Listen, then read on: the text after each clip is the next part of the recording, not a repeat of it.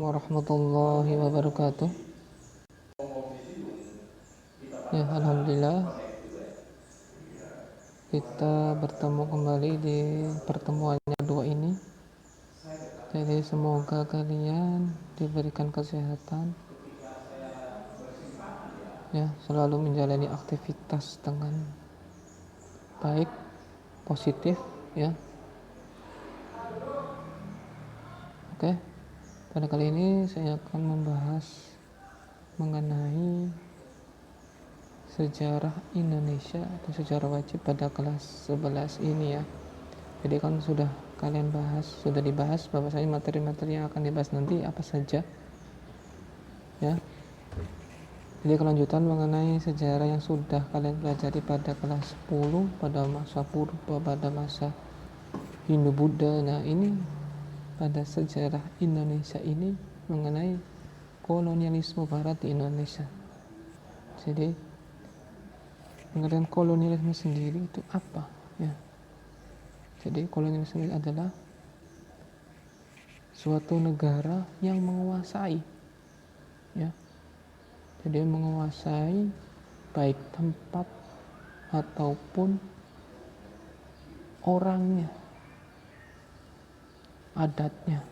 Jadi semuanya dikuasai secara utuh.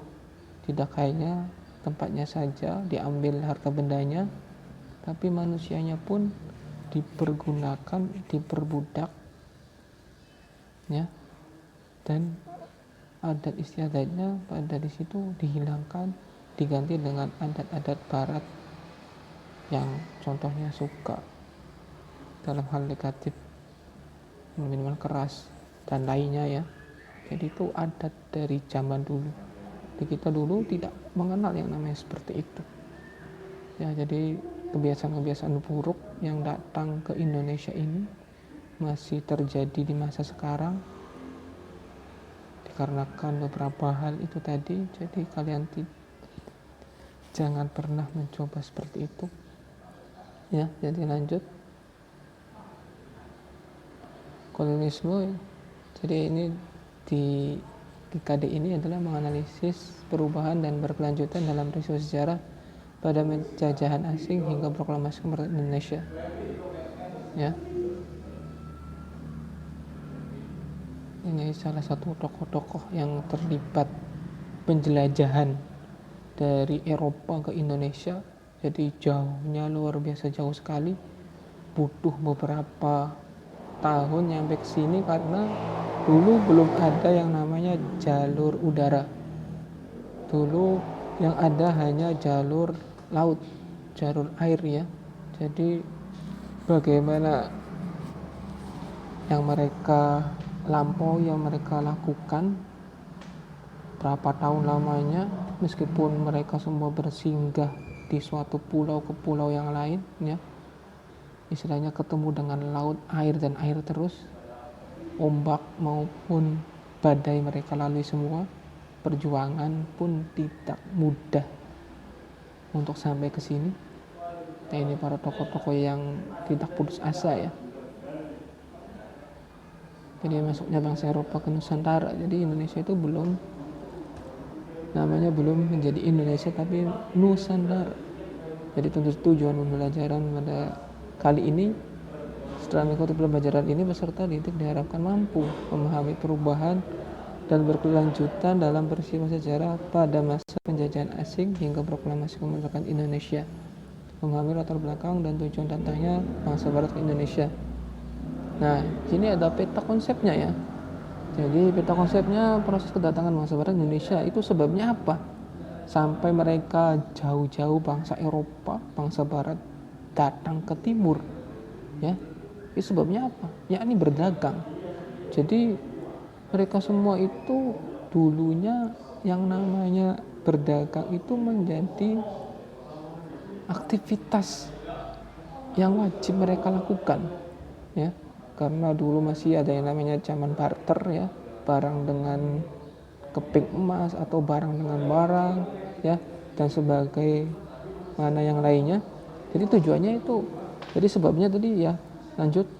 Jadi jiwa penjelajah. Jadi dia memiliki jiwa penjelajah yang tinggi sekali sampai akhirnya meskipun lama berapa tahun namanya yang dibutuhkan sampai datang ke sini dan berkaca pada pelaut-pelaut yang lalu, tapi belum sampai sini. Jadi istilah penjajakan atau pertualangan baru mereka lalui. Ada yang gagal, ada yang itu ya. Jadi berbagai macam mereka lampaui, mereka lalui. Terus yang terakhir mengenai penyebaran agama ya, agama mereka dulu adalah Kristen ya. Nah, terus ada tujuannya. Jadi tujuannya apa? Jadi istilahnya tujuannya mencari atau membeli rempah-rempah ya. Nah, ini yang tujuan yang disebut dengan 3G, yakni gold, glory, dan gospel ya. Jadi gold itu mencari mengenai kekayaan yang banyak sekali ya, berupa emas ya. Rempah-rempah itu suatu kekayaan juga pada saat itu. Komoditi yang mereka lakukan itu kan rempah-rempah, karena di sana itu di Eropa itu sangat dingin, jadi membutuhkan yang namanya bahan bumbu-bumbu yang ada di Nusantara ini karena terkenal banyak sekali. Terus yang glory ini adalah suatu kekuasaan. Jadi mereka semua negara Eropa berlomba-lomba, negara Spanyol, Portugis atau Portugal yang sekarang ya, Inggris dan Belanda, itu mereka semua berlomba-lomba mencari kekuasaan. Jadi dikuasai mana saja, benua mana saja, negara mana saja ya, semuanya saling berlomba-lomba ya, berbagai macam cara mereka lakukan. Nah, yang terakhir gospel adalah penyebaran agama mereka ya. Selain agama sendiri, adat istiadat kebiasaan yang mereka lakukan pun harus diterapkan di tempat jajahan mereka. Terus jadi ini ya, jadi kedatangan bangsa barat yang keempat tadi ya, Portugis, Spanyol, Inggris, dan Belanda, terus melaksanakan yang namanya politik, ekonomi, sosial, dan budaya. Jadi ini tak terlepas yang namanya politik kekuasaan, terus juga ekonomi ya, ekonomi mereka perdagangan, sosial gimana, interaksi sosialnya bagaimana, dan kebudayaan pada masa lampau, dan menimbulkan perlawanan berbagai daerah. Otomatis ya, yang namanya kita lagi santai ataupun lagi enak-enaknya terus datang orang baru yang merusak kenyamanan kita, merusak tempat kita, atau menjarah dan mengambil kekayaan alam kita. Otomatis akan ada perlawanan yang ada pada saat itu.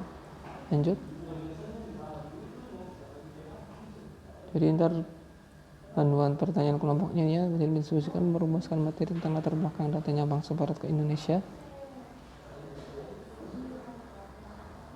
Sebentar ya, ada diatur dulu biar tidak masuk lagi.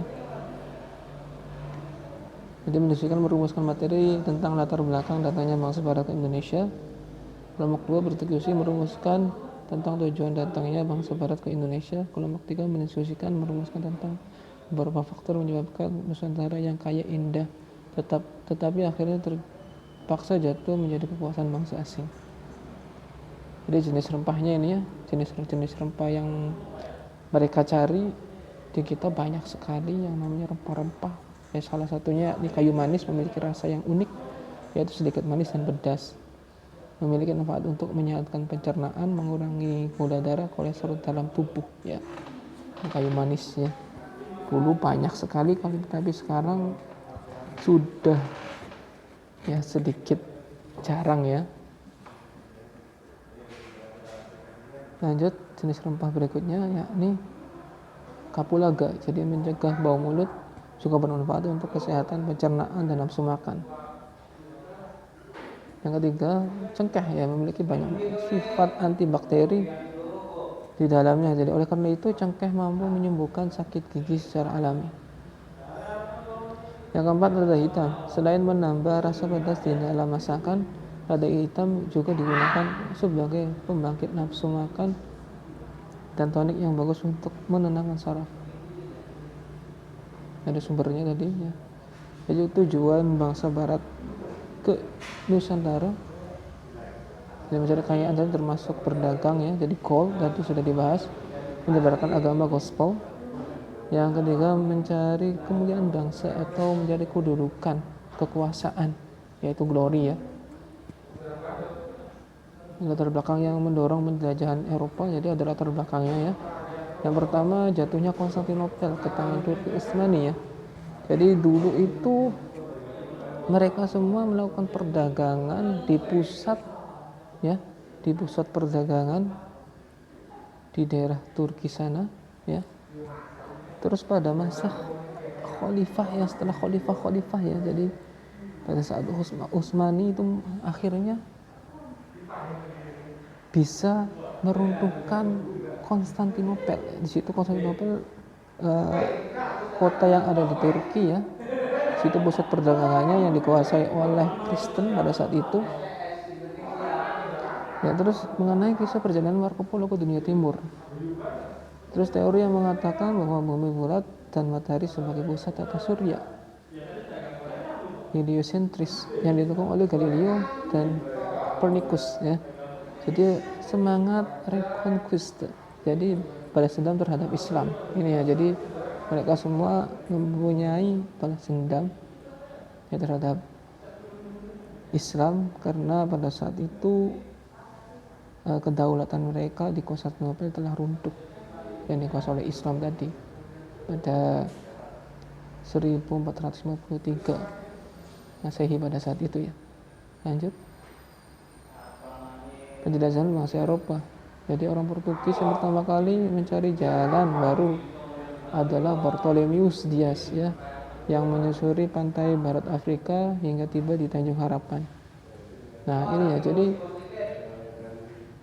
Bartholomeus Dias sebagai pencari pertama ya, jadi jalan baru karena dulu itu belum pernah sama sekali orang memutari dunia ataupun mencari istilahnya tempat baru, mencari komoditi baru, rempah-rempah baru.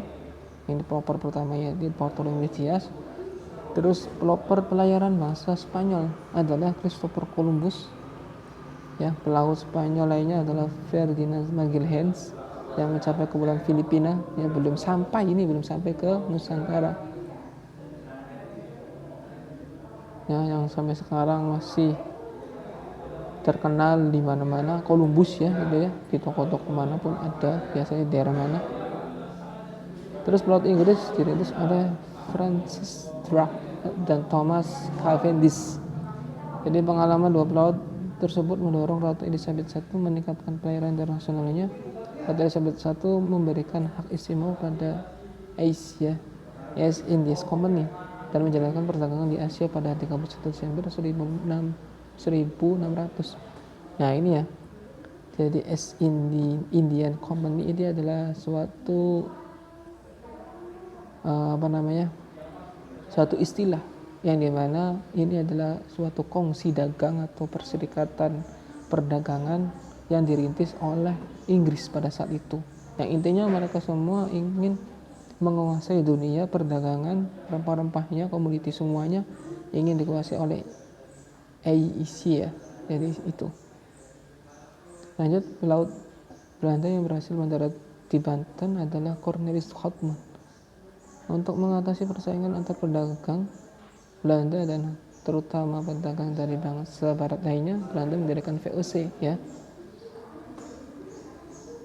VOC ya, Virgin East Indies Company pada tahun 1602 ya. Jadi selang di perdagangan Indonesia selang 2 tahun muncullah VOC sebagai lawan dari AEC tadi ya. Di pada akhirnya VOC pun bisa menguasai Asia pada saat itu. Lanjut,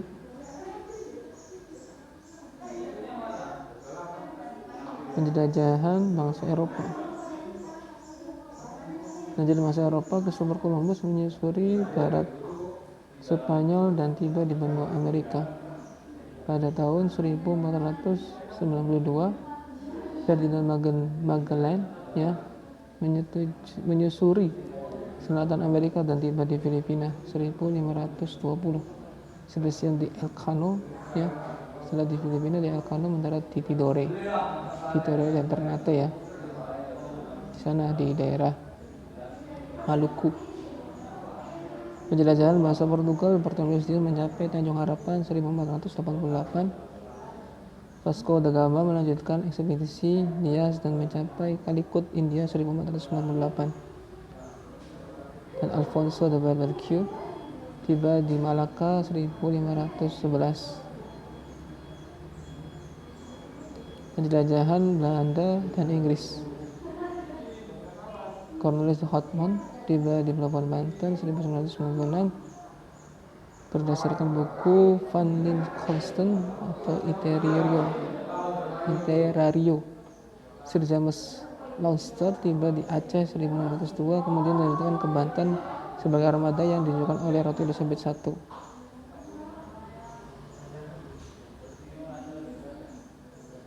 Sir Henry Milton melanjutkan ekspedisi ke Ternate di Dore 1600 ya.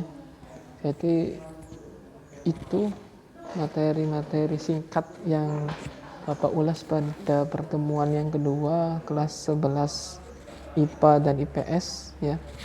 Itu suatu gambaran buat kalian semua ya, karena kalian sudah alhamdulillah semua pada sebagian besar sudah pinjam di perpustakaan. Karena itu ya, dibaca dengan baik mengenai pelajaran-pelajaran yang kita akan bahas. Jadi kalian sebelum ke materi kalian sudah membaca terlebih dahulu sehingga kalian menyimak itu tidak kosong atau nyambung itu pembahasan kita. Jadi istilahnya ada bekal yang kalian bawa terlebih dahulu sebelum kalian keluar atau bekerja ataupun belajar. Jadi dipersiapkan apa saja yang kalian butuhkan, materi apa saja yang akan kita bahas nanti. Jadi kita harus membaca terlebih dahulu. Jadi kita akan saling feedback, saling umpan balik ya. Jadi itu saja pada kesempatan kali ini ya. Filosofi Hidayah. Sebelumnya kalau ada pertanyaan silakan di chat ataupun di kolom komentar nanti ya. Itu saja dari saya. Wassalamualaikum warahmatullahi wabarakatuh.